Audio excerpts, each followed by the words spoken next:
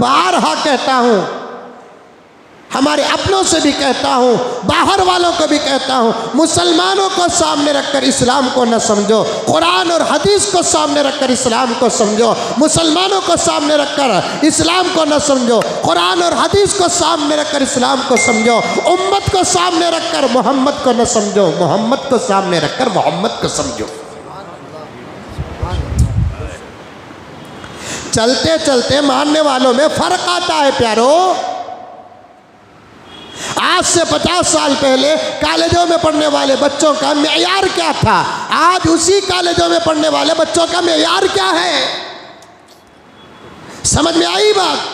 आज से 100 साल पहले यूनिवर्सिटियों में पढ़ने वाले स्टूडेंट्स का मेयार क्या था, आज क्या है? ज़माना गुजरता है, आने जाने वालों में एक तब्दीली इनकलाब ज़रूर आता है। वैसे ही मेरे नबी के पहले ज़माने में रहने वाले अफराद का मेयार अलग था, बाद में आने वाले लोगों के अफराद का मेयार अलग था। चलते चलते आगे पीछे हो जाता है। मुसलमानों को देखकर आप इस्लाम को न समझो, मुसलमानों को देखकर मुहम्मदुर रसूलुल्लाह की शख्सियत को न समझो। अगर इस्लाम समझना है तो कुरान को सामने रखो, इस्लाम समझना है तो हदीस को सामने रखो, प्यारे आका सल्लल्लाहु अलैहि वसल्लम को समझना है, आपकी प्यारी सीरत को सामने रखो। हाँ, वो दौर चला गया कि उम्मत को सामने रखकर मोहम्मद तक पहुंचते थे, अब ऐसे नहीं।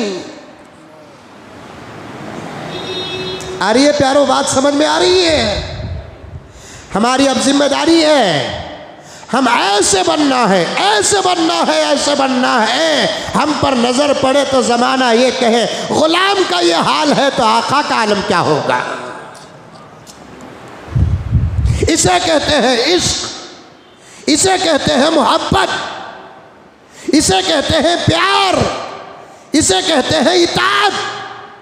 अफसोस कि आज इस बात को उम्मत समझती नहीं, इस फलसफे को उम्मत समझती नहीं, इस मंतिक को उम्मत समझती नहीं।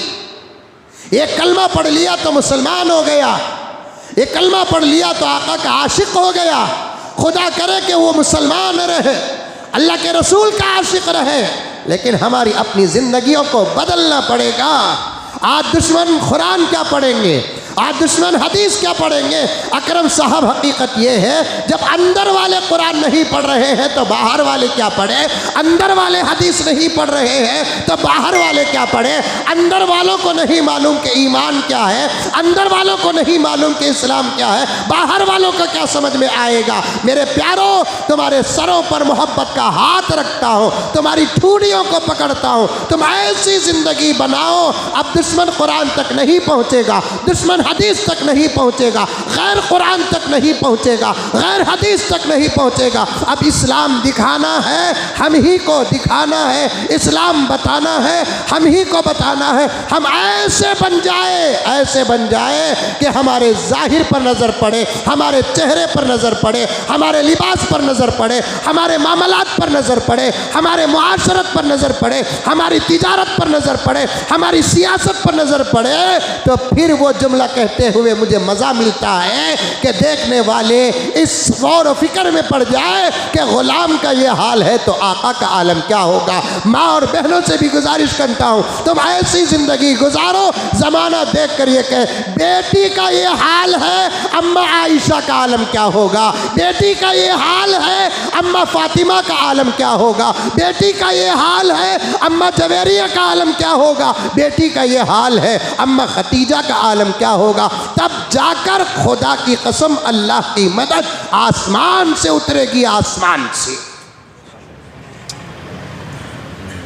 जिस हालत पर रहे उस हालत पर दुश्मनों की नज़र पड़ेगी तो फिर वो इस्लाम को बदनाम करेंगे और उनके बदनाम करने के लिए ज़रिया हम बनेंगे। नऊज़ बिल्लाह, अल-इयाज़ बिल्लाह। हम जिस हालत पर हैं उस हालत पर रहेंगे, दुश्मनों का टारगेट कुरान बनेगा। एक ज़माना हमारी सच्चाइयाँ कहती, एक ज़माना हमारी सदाकत क्या थी, एक ज़माना हमारे मामलात क्या थे, हमारी मुआशरती ज़िंदगी क्या थी, हमारे कौम के बड़े कैसे थे, इस कौम के जवान कैसे थे, इस कौम की मस्तूरात कैसी थी, इस कौम के बच्चे कैसे थे, इस कौम के जिम्मेदार कैसे थे। और आज आज आज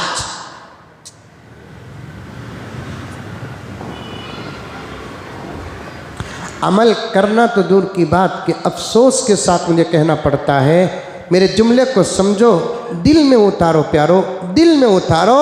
अमल करना तो दूर की बात, इस वक्त का और इस ज़माने का मुसलमान वो है जो नीयत भी करना नहीं चाहता।